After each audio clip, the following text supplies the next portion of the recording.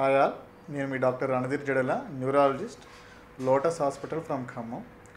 ఈరోజు మనం డిస్కస్ చేసుకునే అంశం మైస్థీనియా గ్రేవిస్. మైస్థీనియా గ్రేవిస్ అనేది ఒక rare auto immune disorder.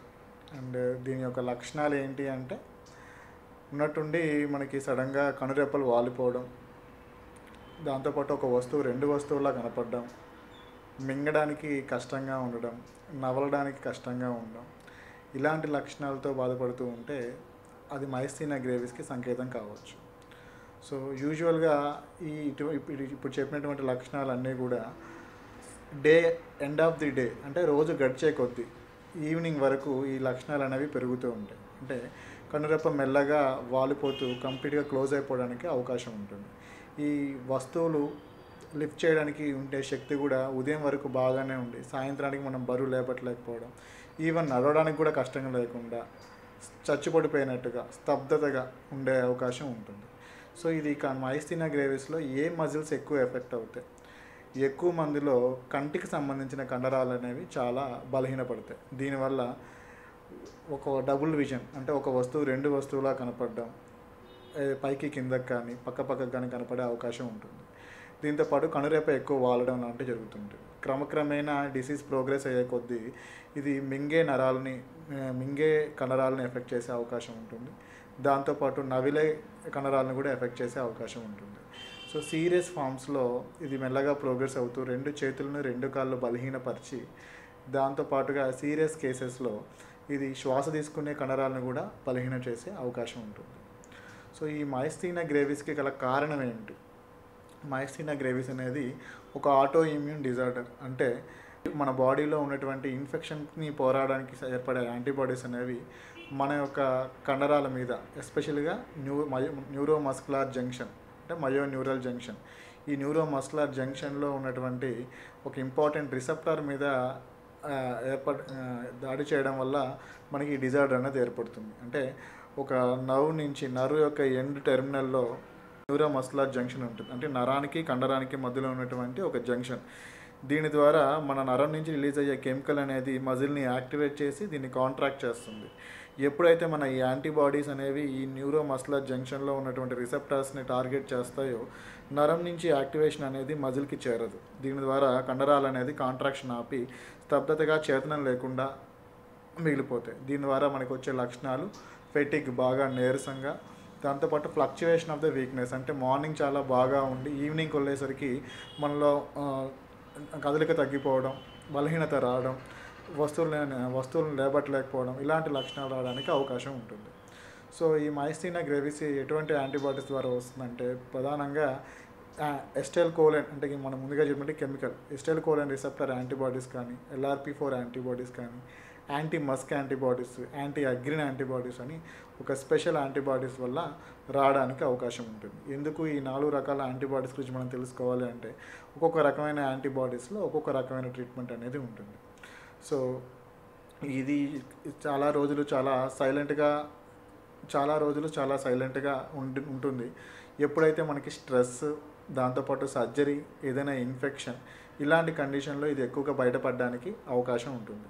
So ఇలాంటి కండిషన్లో ఏమవుతుంది అంటే, మనం ఇంట్రడక్షన్ ఆఫ్ న్యూ డ్రగ్స్, కొత్త డ్రగ్స్ చేసినప్పుడు ఈ మైస్థీనియా గ్రేవిస్లో కొంతమందికి మయోన్యూరల్ జంక్షన్ని, ఆ ట్రాన్స్మిషన్ని ఆ డ్రగ్స్ ఇంటర్ఫియర్ చేయొచ్చు. అంటే ఆల్రెడీ యాంటీబాడీస్ ఉన్న పేషెంట్కి ఈ కొత్త డ్రగ్స్ ఇంట్రడ్యూస్ చేయడం ద్వారా ఇంకా ఆ అచేతనం అనేది ఇంకా పెరుగుతుంది. అంటే సిమ్టమ్స్ అనేవి దాగున్న సిమ్టమ్స్ కూడా బయటకు వచ్చే అవకాశం అనేది ఉంటుంది.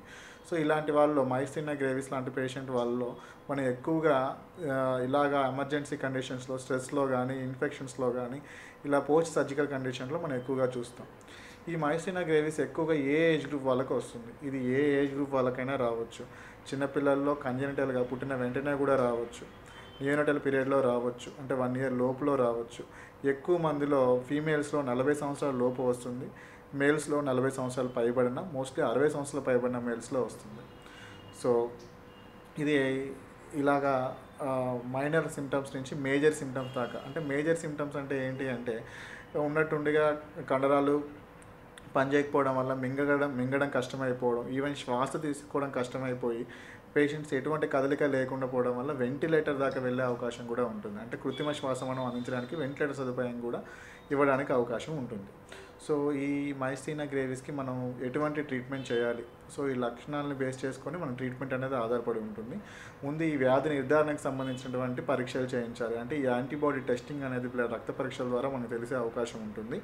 రెండవది బెడ్ సైడ్ ఎగ్జామినేషన్లో ice pack test and edrophonium test, అంటే ఒక కెమికల్ ఎడ్రోఫోనియం కానీ నియోస్టిగ్మిన్ లాంటి కెమికల్ ఇవ్వడం ద్వారా ఆ కెమికల్ ఇస్తే మనలో ఉన్నటువంటి ఈ సిమ్టమ్స్ అన్నీ కూడా ఒక 5 నిమిషాలు 10 నిమిషాల పాటు రాకుండా పేషెంట్కి రిలీఫ్ వస్తుంది.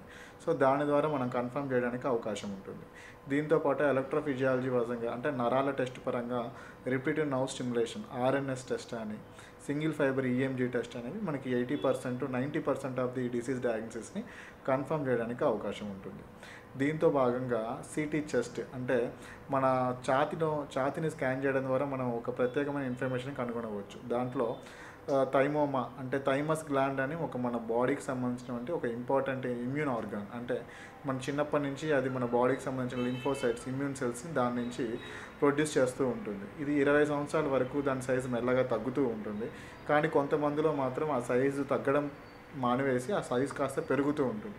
ఎప్పుడైతే దాని సైజ్ పెరుగుతుందో దాని హైపర్ప్లేషియా అంటే సెల్ నెంబరు సెల్ కౌంట్ పెరగడము, దాంతోపాటు ఏదైనా ట్యూమర్ ఏదైనా ఏర్పడినప్పుడు దాని నుంచి వచ్చే యాంటీబాడీసే మన కండరాల మీద ప్రభావం చేసే అవకాశం ఉంటుంది.